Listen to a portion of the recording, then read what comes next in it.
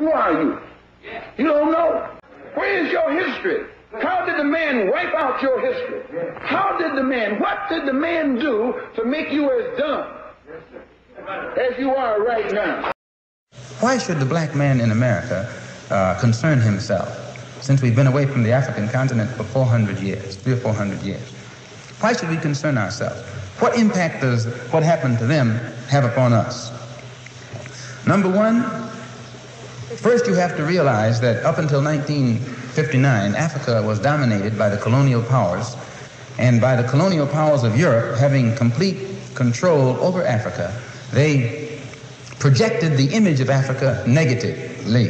They projected Africa always in a negative light. Jungles, savages, cannibals, nothing civilized. And naturally it was so negative until it was negative to you and me. And you and I began to hate it. We didn't want anybody to tell us anything about Africa, and much less call us an African.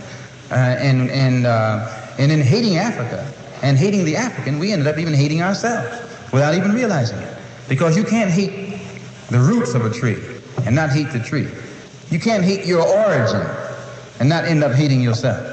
You can't hate Africa and not hate yourself. And you show me one of these people over here who have been thoroughly brainwashed, who has a negative attitude toward Africa, and I'll show you one that has a negative attitude toward himself. You can't have a negative attitude toward yourself, a positive attitude toward yourself, and a negative attitude toward Africa at the same time. To the same degree that your attitude, that your understanding of an attitude toward Africa becomes positive, you'll find that your understanding of and your attitude toward yourself will also become positive.